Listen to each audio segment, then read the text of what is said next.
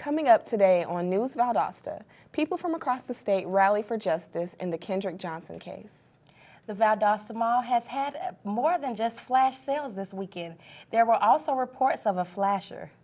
Chris Jones will tell us about this week's weather, and Xavier Hall will have a look at the latest sports. News Valdosta starts now.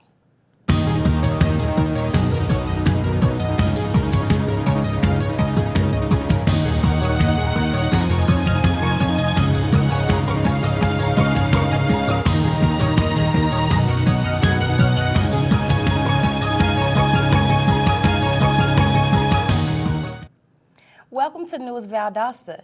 The Georgia State NAACP president visited Valdosta this weekend, calling for a further investigation into the death of Kendrick Johnson. I'm Sarah Collins. And I'm Chandler Jackson. Kendrick Johnson supporters held a rally Saturday at the Lowndes County Judicial Complex. People from all over the state of Georgia could be heard chanting, "No justice, no peace," outside of the judicial complex. The president of the Georgia State NAACP, Edward DeBow, attended the rally calling for a federal investigation into the suspicious death of 17-year-old. News Valdosta's Amber Worthy has more on the story. Amber? The first autopsy completed on the body of Kendrick Johnson indicated that his death was an accident and caused by a form of asphyxia. The second autopsy, however, said that his death was non-accidental and caused by blunt force trauma.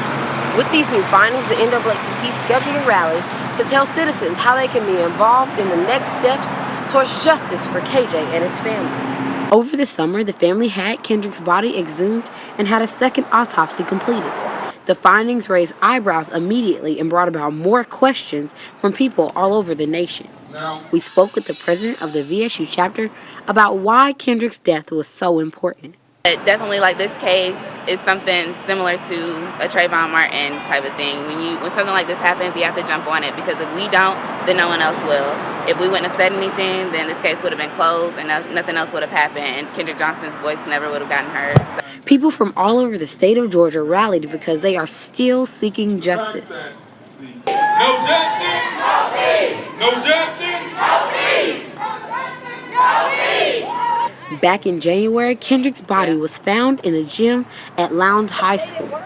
The initial autopsy completed by the state didn't mention anything that would suspect foul play. KJ's parents, however, thought differently. One question still remains with the people who gathered here: what happened to Kendrick Johnson? We will continue to follow this story, and you can follow Justice for KJ on Twitter, as well as visit justiceforkj.org. Reporting with News Valdosta, I'm Amber Worthy.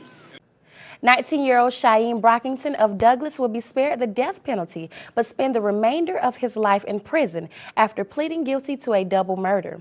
Brockington confessed to the shooting of Tasha Stiles and Angela Ortega. The women's bodies were found in February of 2012 near the edge of a pond. Assistant District Attorney John Rupker says Brockington's DNA also is linked to 2 unsolved rape cases in Coffee County. Brockington has pled guilty to one of the rape charges and is expected to enter guilty plea to the second.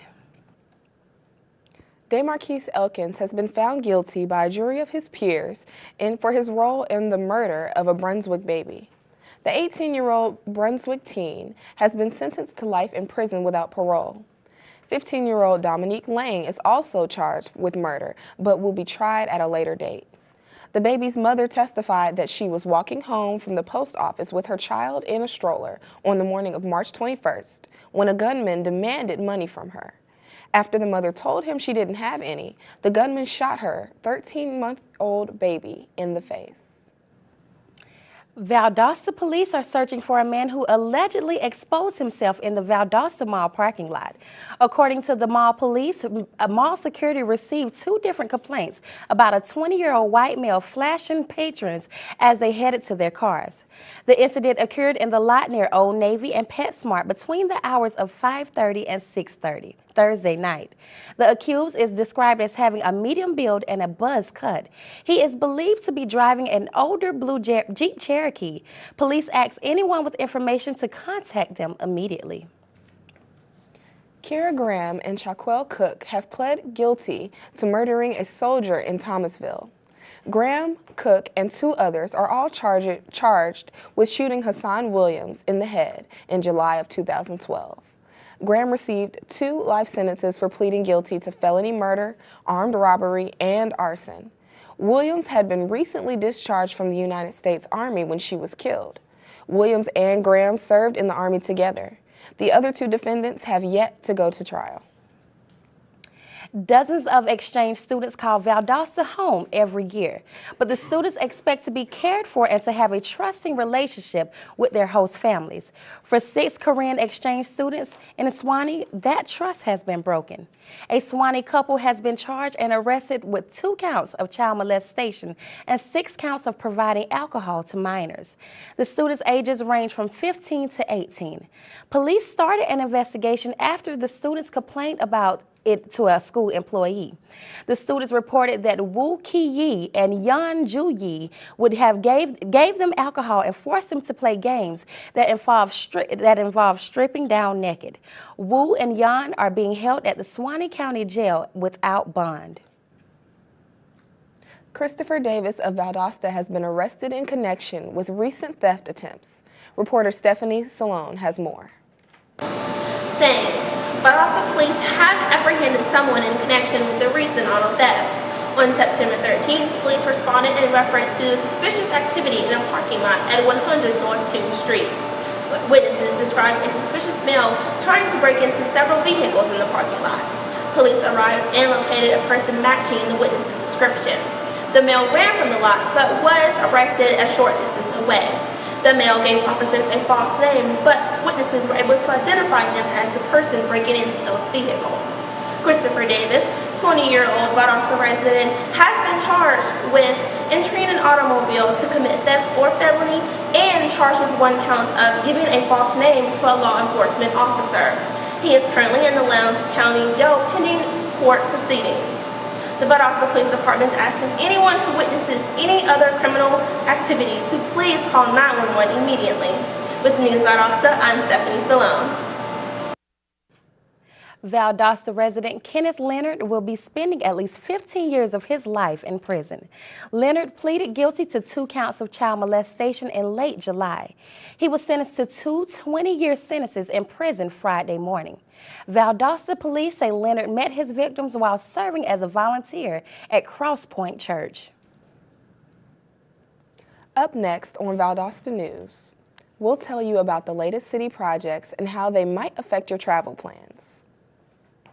You've heard the phrase, don't shoot yourself in the foot, but stay tuned to find out what happened to a man who shot himself in the hand.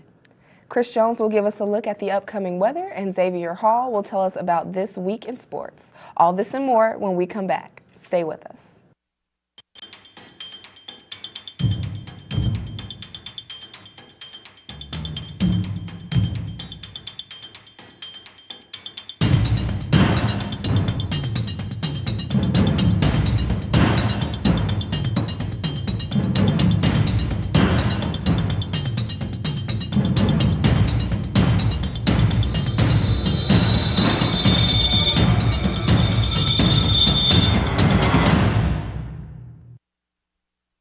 This is one amazing truffula tree. Can you imagine a place where these grow everywhere? Yes, it's called the Forest, a magical place to enjoy with your family.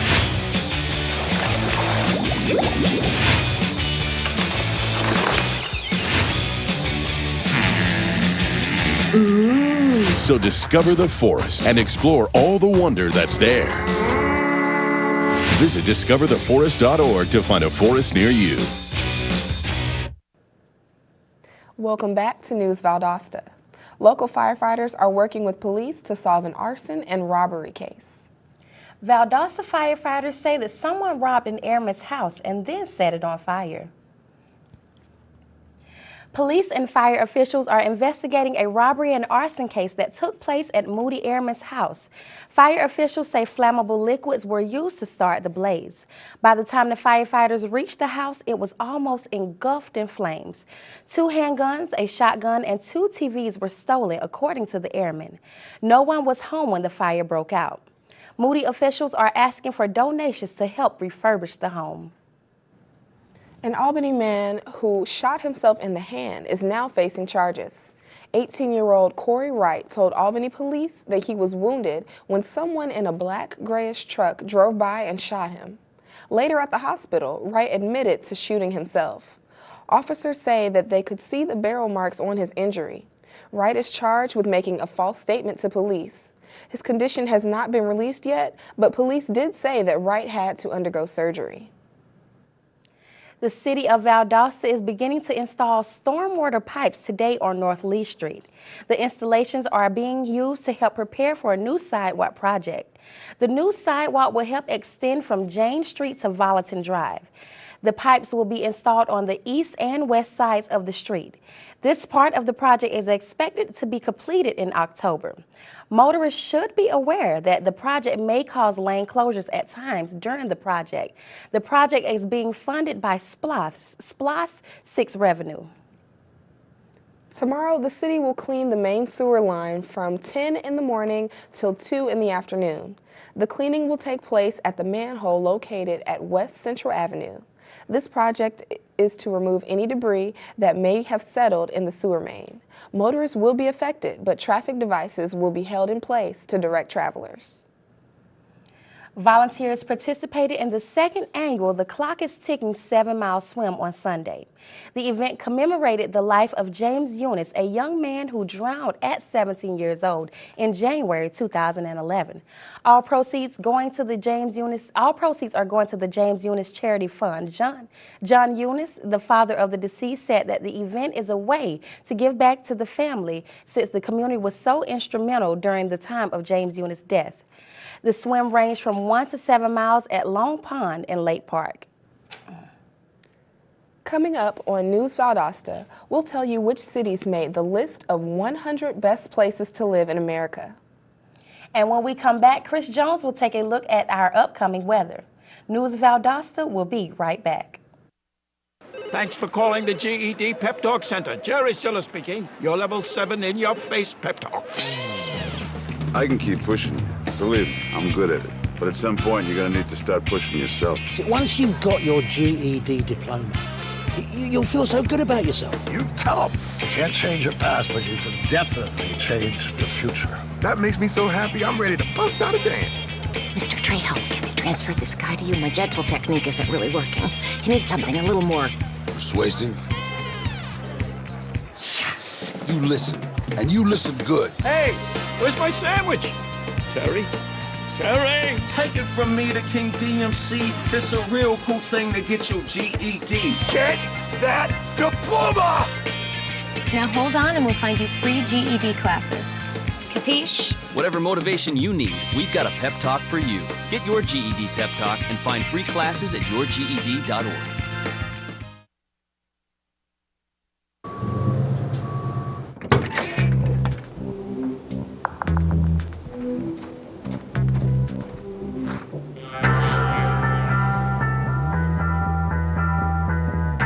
When you throw away money on wasted electricity, you're throwing away everything you could have bought with it. Saving energy saves you money. Learn more at energysavers.gov. Welcome back to News Valdosta.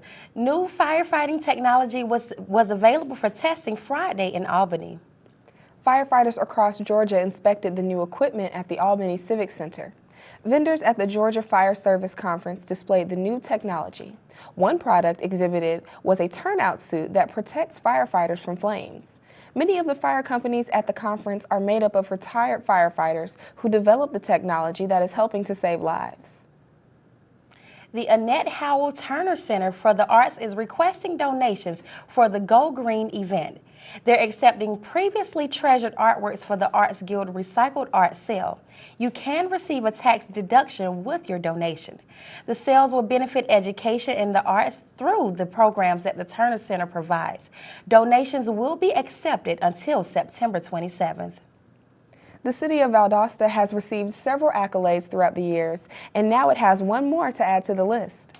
Valdosta is now considered one of the top cities to retire to in the United States. In the most recent edition of America's 100 Best Places to Retire, the magazine cites Valdosta's living climate, vibrant downtown, and access to health care among other reasons the city made the cut. Valdosta is one of 4 Georgia cities to make it to the list. Along with Valdosta, Athens, Savannah, and Brunswick are retirement friendly. And speaking of our hospitable climate, weatherman Chris Jones is here to tell us about this week's forecast. Chris? Thank you, Sarah. Taking a look at our local weather, we're seeing very warm temperatures again today with a high around 93 degrees. Yeah, it's hot.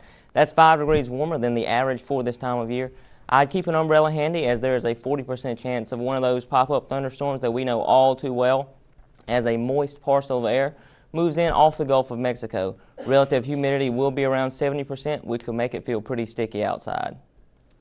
Those moderate rain chances will linger into tonight with a 30% chance of a rain and a low of around 70.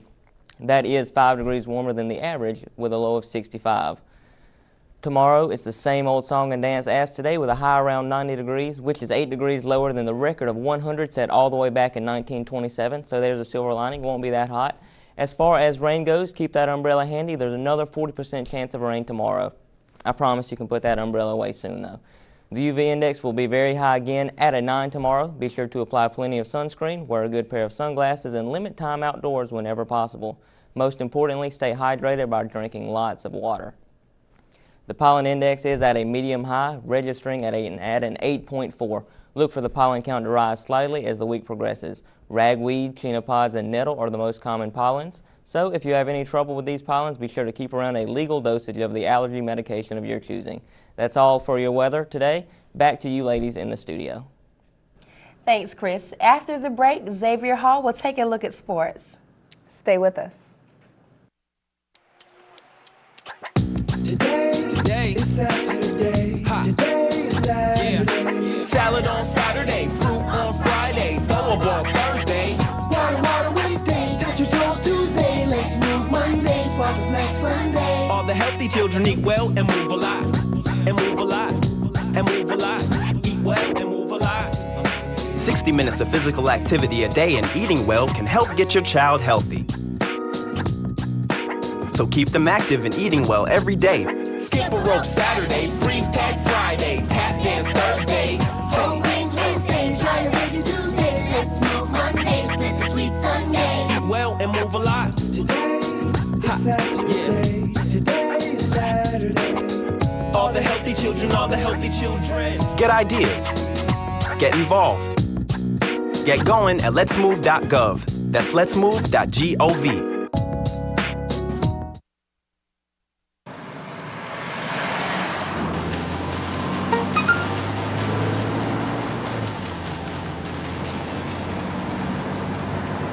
The average text takes your eyes off the road for nearly 5 seconds.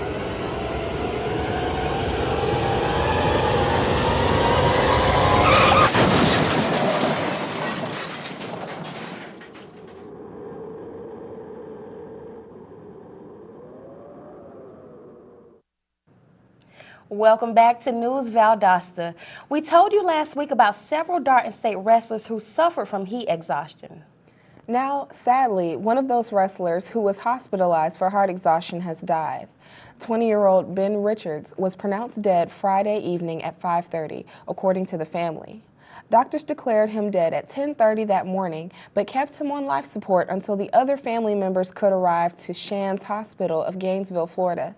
The family is accepting donations to help cover medical expenses. The funeral will be held in Tampa. Let's go to Xavier Hall now for his update on sports. Xavier? Thanks, Sarah. Last weekend in sports was full of both thrills and record-setting drills as our local football teams came together with several big wins. The Valwood Valiants pulled a reverse Vikings from last week by just barely sneaking in a 15-14 win. At home against Memorial Day, a field goal in the last 8 seconds proved highly successful, in addition to their greatly improved defense, which kept the Matadors from pulling off the big plays. Proving the readiness of their offense, the Valiants only had one offensive possession in the first quarter, which led to a decisive 55-yard touchdown pass. It's only right that after such a nail-biting game, the Valiants will enjoy this week off. Across town, The Wildcats faced off against the Crisp Cougars, snatching up a 40-6 win in this very lopsided catfight. Reporter Chris Special has more. This past Friday night, the Valdosta Wildcats improved their record to 3-0 after defeating the Crisp County Cougars 40-6. The Cougars struggled to get anything going, who also looked for a 3-0 start to their season.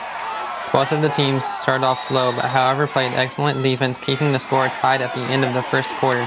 Valdosta scored first on a 10-yard rushing touchdown by Mac Loudermilk.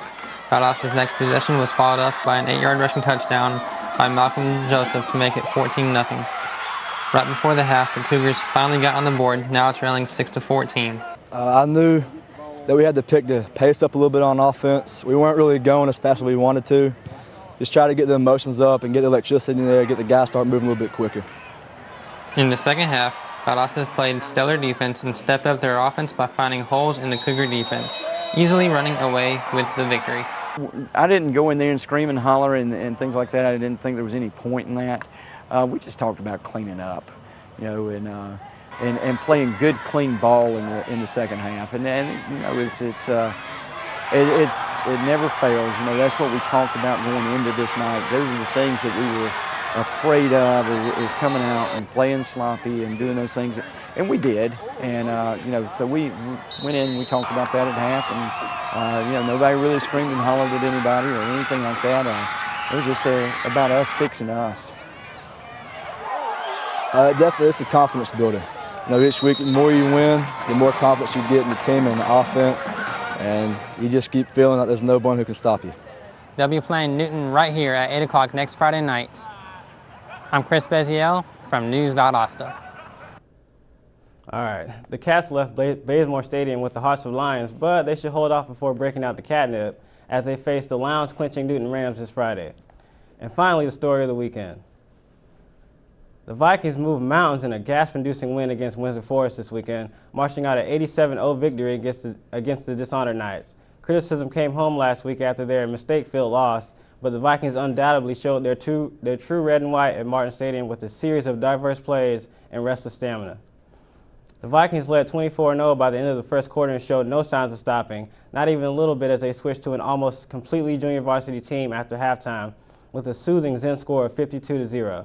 The Vikings settled down with 432 total yards compared to a humbling 24 yards for the Knights. Last year, Lowndes finished off Windsor with a final score of 38-0. And that's our Sports Weekend in Review. Back to you, ladies. Thanks, Xavier. We'll come back and we'll tell you how local firefighters are making a difference in several young women's lives. And we'll tell you how you can get information on the Affordable Care Act. News Valdosta will be right back. In 1977, in Johannesburg, South Africa, an 8-year-old boy picked up the game of golf from his father. By the age of 9, he was already out playing him. The odds of this gentle lad winning the Junior World Golf Championships at the age of 14, 1 in 16 million. The odds of that same boy then making it to the US and European Pro Golf Tours, 1 in 7 million. The odds of the Big Easy winning the Open Championship once and the US Open Championship twice, 1 in 780 million. The odds of this professional golfer having a child diagnosed with autism, 1 in 110. Ernie Els encourages you to learn the signs of autism at autismspeaks.org. Early diagnosis can make a lifetime of difference.